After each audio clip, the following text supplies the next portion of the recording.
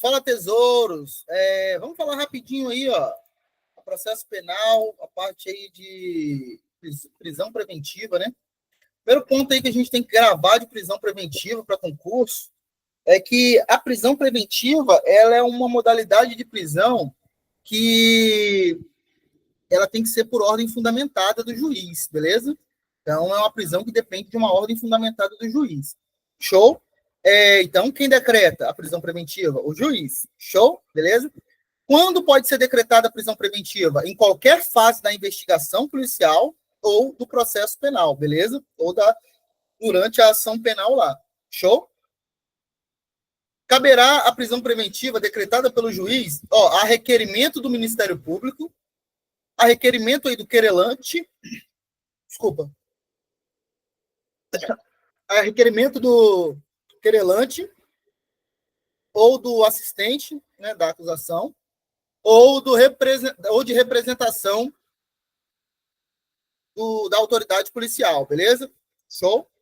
Então, feito esses requerimentos aí, ou essa representação, no caso da autoridade policial, o juiz pode decretar, se tiver presentes os requisitos aí, a prisão preventiva. Cuidado para você não confundir prisão preventiva com prisão temporária, beleza? Nós estamos falando agora de prisão preventiva.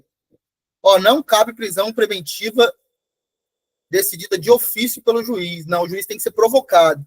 Se não me engano, na Lei Maria da Penha tinha alguma coisa, ou tem alguma coisa falando da prisão preventiva de ofício, mas isso aí, galera, fere o sistema acusatório, beleza? Então, para a prova aí, você vai colocar que não pode a prisão preventiva de ofício.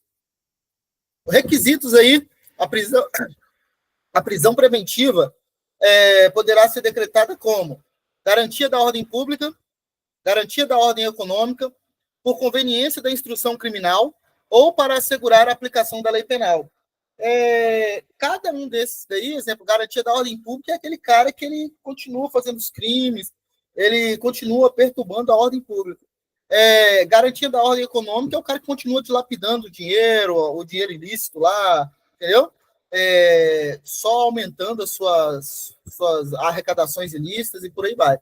Conveniência da instrução criminal, o cara fica ameaçando as testemunhas, fica ameaçando a vítima e por aí vai. Ou assegurar a aplicação da lei penal. Nesse caso aí, quando o cara ele tem tendência, demonstra que ele está querendo fugir da aplicação da lei penal, ele quer fugir do país e por aí vai, beleza? Pode ser decretada aí a prisão preventiva. Quando houver prova da existência do crime, beleza? E indícios suficientes de autoria. Mas não basta isso. Por quê? Porque o estado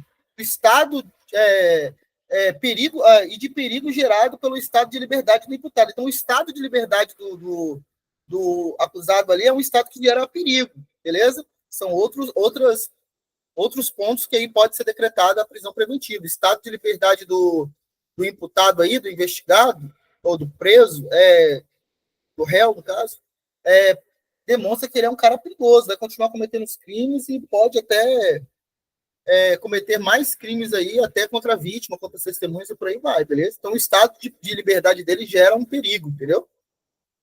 A prisão preventiva também poderá ser decretada em caso de descumprimento de quaisquer das obrigações impostas por força de outras medidas cautelares. O cara tinha umas medidas cautelares mais brandas e ele vai e começa a descumprir.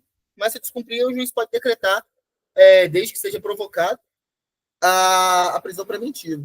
A decisão que decretar a prisão preventiva deve ser motivada e fundamentada em receio de perigo e na existência concreta de fatos novos ou contemporâneos que justifiquem a aplicação da medida adotada. Aqui, galera, vamos supor que o fato aconteceu há uns 7 anos. E o cara ficou esse tempo todo em liberdade, aí vem agora e o Ministério Público pede a prisão preventiva, mas o cara estava com outras medidas lá, e ele está cumprindo tudo direitinho, mas o Ministério Público diz assim, esses fatos são fatos que demonstram a periculosidade e tal, mas o cara cumpriu esses 5 anos aí, as outras medidas cautelares e não gerou nada. Agora vamos supor que ele cumpriu, mas agora no finalzinho ele começou a ameaçar, começou a demonstrar que quer fugir, aí sim, esses fatos são novos e contemporâneos e justificam a prisão preventiva, beleza? Artigo 313. Nos termos do artigo 312 deste Código, será admitida a decretação de prisão preventiva nos crimes dolosos punidos, com pena privativa de liberdade máxima superior a 4 anos. Tiver sido condenado por outro crime doloso em sentença transitada em julgado, ressalvado o disposto no inciso 1, caput do artigo 64 do Código Penal, beleza? Se o crime envolver violência doméstica e familiar contra a mulher, criança, adolescente, idoso, enfermo ou pessoa com deficiência, para garantir a execução das medidas protetivas de urgência, o cara que descumpre medida protetiva de urgência. Cuidado. Há o entendimento que o juiz não pode decretar de ofício, beleza? Aqui tem que ser provocado, show?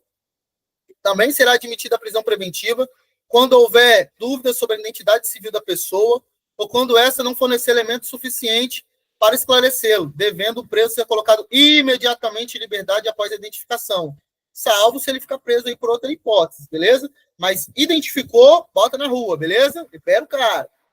Não será admitida a decretação de prisão preventiva com a finalidade de antecipação de cumprimento de pena, não pode. Ou como decorrência imediata de investigação criminal ou da apresentação ou recebimento da denúncia. Galera, essa primeira parte aqui é interessante. O juiz às vezes está olhando a causa e fala, cara, esse cara vai ser condenado mesmo, a pena dele vai ser alta, vamos botar ele para cumprir a pena logo? Não, não pode, beleza?